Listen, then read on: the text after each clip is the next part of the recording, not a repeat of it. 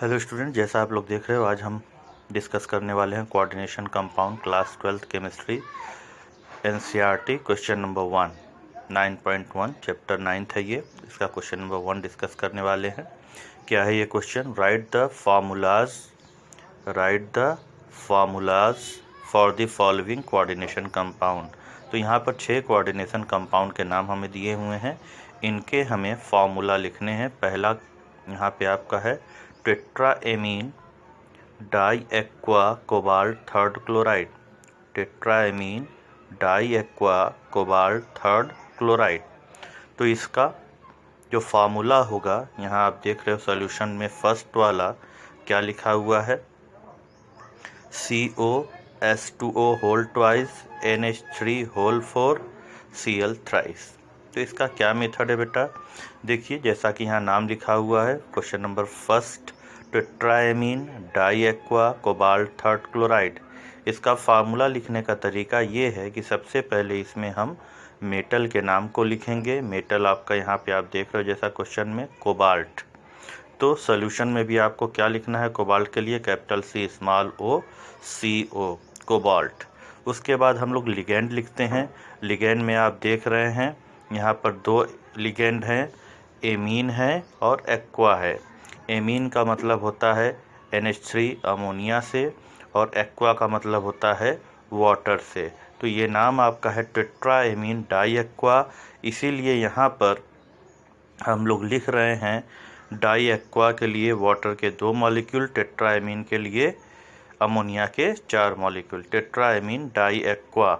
तो सबसे पहले हमने क्या कहा? सबसे पहले हम मेटल का नाम लिखेंगे, सिंबल लिखेंगे। कोबाल्ट के लिए कैपिटल C स्मॉल o। उसके बाद लिगेंड लिखेंगे टेट्राएमीन डाई एक्वा। तो टेट्राएमीन के लिए हमने NH3 होल 4 और डाई एक्वा के लिए हमने H2O होल ट्वाइस लगा दिया। इनका अरेंजमेंट हम आगे पीछे कर सकते हैं, कोई इशू नहीं है। उसके बाद बाहर क्या लिखा हुआ है? क्लोराइड। क्लोराइड में यहाँ हम लोग देख रहे हैं सॉल्यूशन में क्लोरीन के 3 एटम लिखे हुए हैं, जबकि यहाँ सिर्फ क्लोराइड लिखा हुआ है क्वेश्चन में। तो यहाँ पर कैसे पता चलेगा कि यहाँ हमें 3 क्लोरीन लगाना है?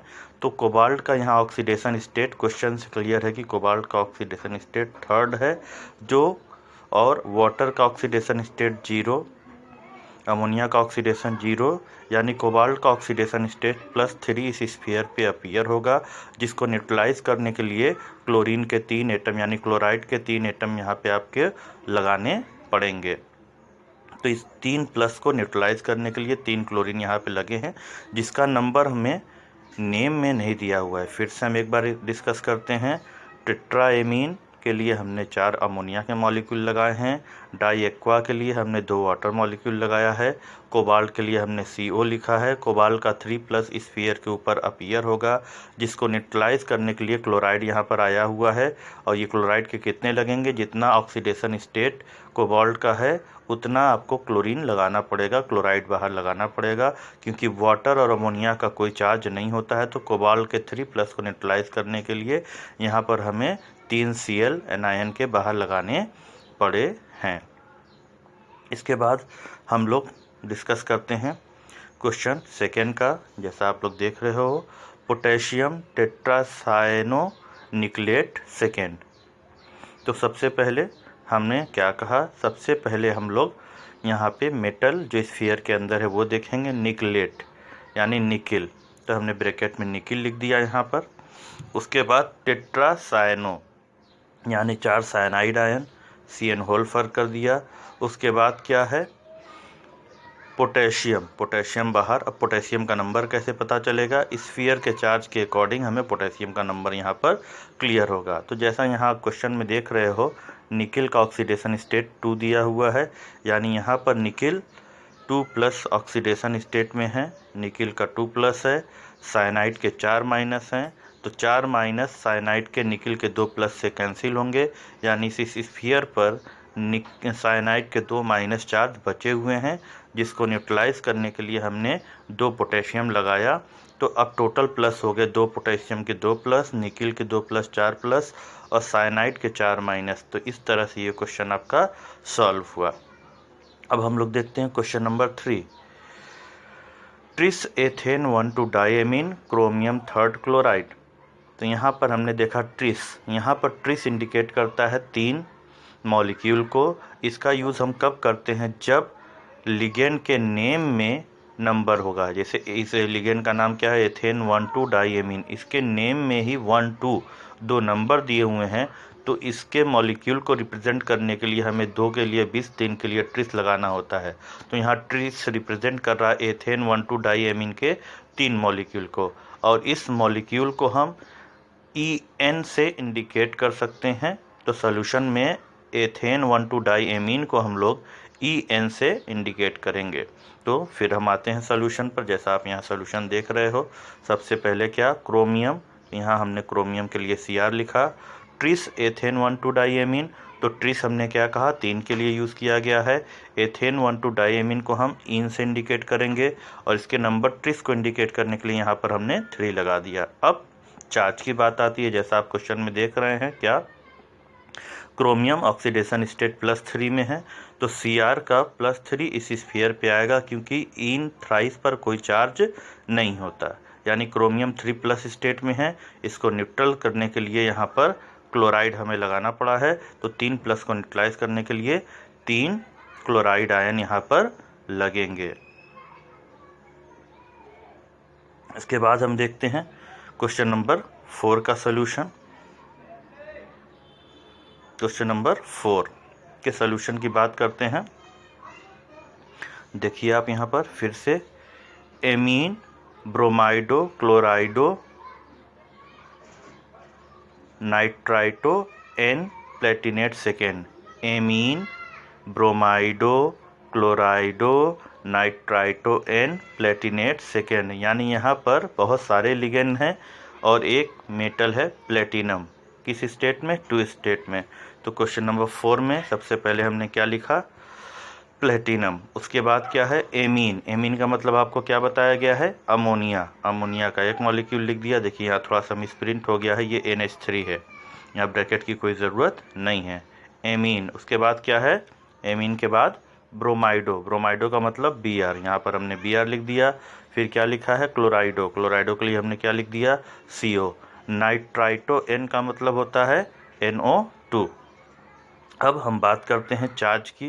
तो प्लेटिनम का यहाँ पे चार्ज है 2+, Br का 1-, Cl का 1-, और NO2 के 1-। 3 माइनस चार्ज हैं, 2 प्लस चार्ज है, जिसकी वजह से इस स्फीयर पे 1 माइनस चार्ज हमें अपीयर हो रहा है। और जब स्फीयर पर माइनस चार्ज अपीयर होता है तो प्लेटिनम के नाम में 8 लग जाता है, जिससे ये हो जाता है प्लेटिनेट। तो याद ये रखना है कि जब भी स्फीयर पर नेगेटिव चार्ज अपीयर होगा, जो मेटल का नाम होगा उसमें 8 टर्म लगा देते हैं। जैसे क्वेश्चन नंबर 2 में निकिल के नाम में हमने क्या लगाया हुआ है, निकलेट लगाया हुआ है। उसी तरह से क्वेश्चन नंबर 4 में प्लेटिनम के नाम में प्लेटिनेट लगाना होगा।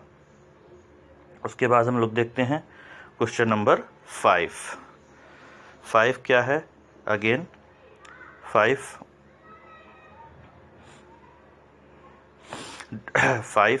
की बात करते हैं। क्वेश्चन नंबर 5 देखिए, डाइक्लोराइडो बिस एथेन 1,2 डाइएमीन। अभी इस तरह का क्वेश्चन डिस्कस हुआ है। डाइक्लोराइडो बिस ethane 1,2 diamine platinum 4th nitrate. तो अगेन यहाँ पर प्लेटिनम, यहाँ पे हम लोगों को क्या करना है, प्लेटिनम सबसे पहले देखिए हमने क्या लिख दिया, प्लेटिनम लिख दिया। उसके बाद क्या है, डाइक्लोराइडो क्या लिख दिया, Cl2 का होल ट्वाइस। बिस एथेन 1,2 डाइएमीन, यानी इन के 2 मॉलिक्यूल है, हमने इन का ट्वाइस कर दिया।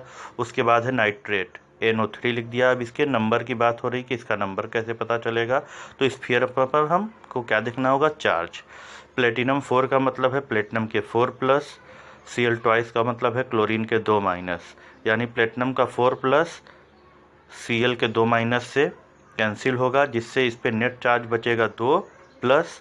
2+ को कैंसिल करने के लिए नाइट्रेट के 2 आयन यहाँ पर एनायन हमको लगाने होंगे। तो ये हो गया आपका इस कंपाउंड का नाम। अब बात करते हैं क्वेश्चन नंबर 6 की, आयरन 3rd हेक्सासाइनोफेरेट सेकेंड।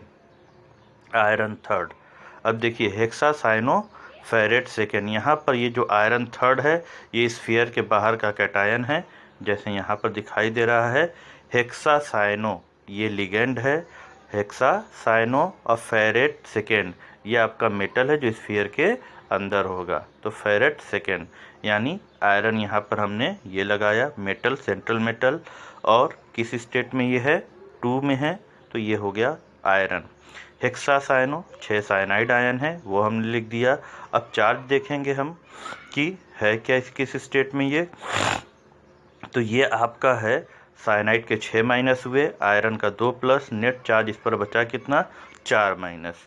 तो इस स्फीयर का 4 माइनस इस आयरन के पास आया आपका, और आयरन ये जो है 3 स्टेट में है ऑक्सीडेशन, उसका 3 आपको यहाँ लगाना पड़ेगा। तो बेटा इस क्वेश्चन को आप लोग बार बार देखिए, रिवाइज करिए, और अगर इसमें कोई कन्फ्यूज़न हो तो कमेंट में हमसे पूछिए ताकि हम इसको आपको फिर से एक्सप्लेन कर सकें। Please revise this video again and ask if any confusion.